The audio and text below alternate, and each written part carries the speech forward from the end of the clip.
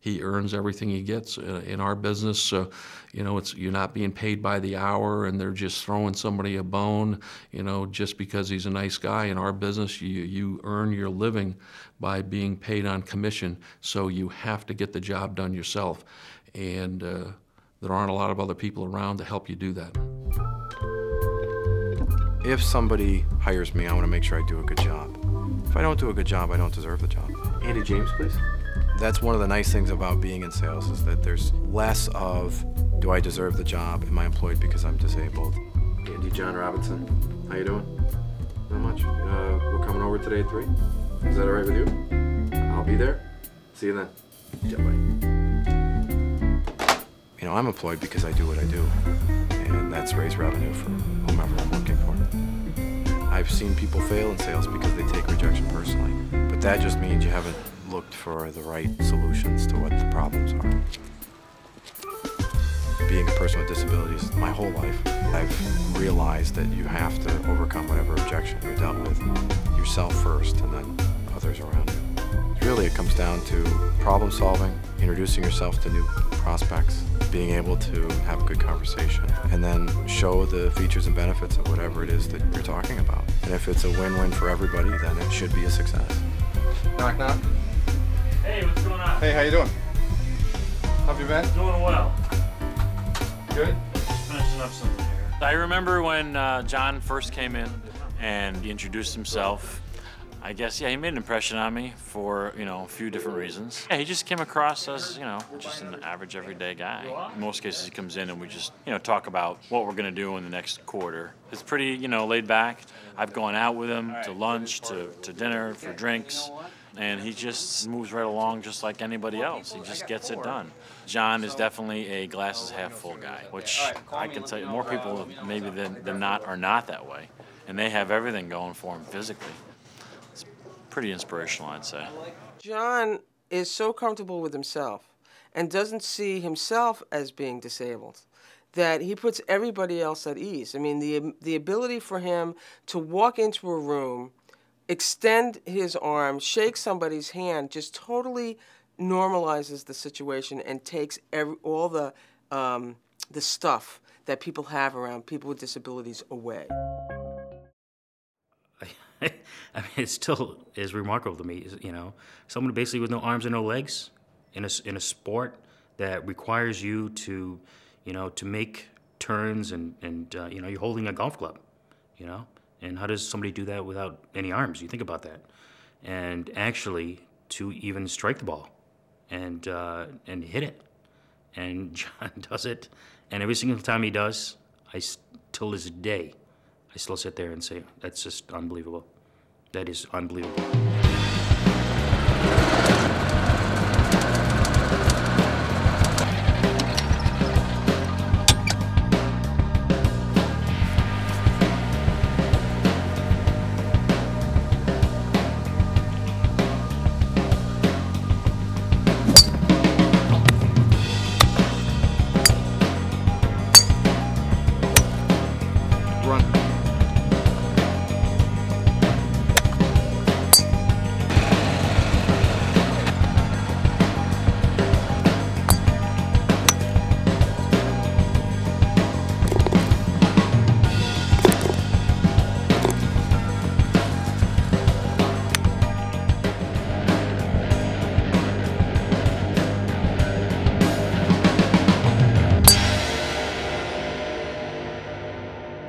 I'm not going to win any golf tournaments, but I really like to play, to get out there. Because, you know, in my mind, I'm just a golfer. The same issues that everybody else has, that, you know, my putting stinks, my short game stinks, I wish my driving was longer and straighter. You know, it's all the same as everybody else. I will challenge myself to make sure I go camping a few times a year. We do hike together. She has convinced me to do some mountains in the Adirondacks as a family, which have been great moments. Mount Joe is a 700 vertical climb. It's 2,800 feet above sea level, but to me it's the biggest mountain I'll ever do. And I may not do it with a smile on my face necessarily, and I may have a lot of dirt on me at the end of it, but it is something that I'm proud that I do with them.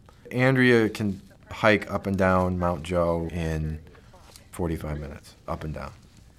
It takes me a good 3.5 hour round trip to be able to do it. It's probably an hour and 15 up, and then 2+ hours to come down, because it's that much harder to fall down rocks than it is to climb up rocks.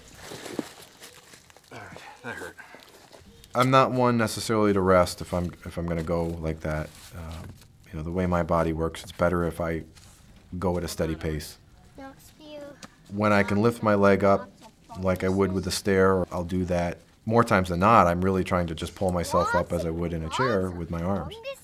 You know, a lot of cases in my life, I've built strength in my back and my arms and my neck because I'm using them like most people would use their legs. So climbing is much the same way. I mean, it's dirtier, it's harder, it's on a rock, it hurts. I'm scraping myself, but I'm pulling myself up onto the next ledge or into the next crevice. And if I can walk it, great. If I can step up, fine. More times than not, I'm flopping on my belly and trying to pull myself up. It is an uphill crawl. The first time I did it, my shirt was mud, caked mud. I'm not going to do it every day, and I certainly am sore for a day or two after. But I'm proud that I've done it. I'm glad that my kids get to see it. Maybe my kids don't realize it now, but you know what? Dad got out and hiked with us, you know, with short legs and short arms.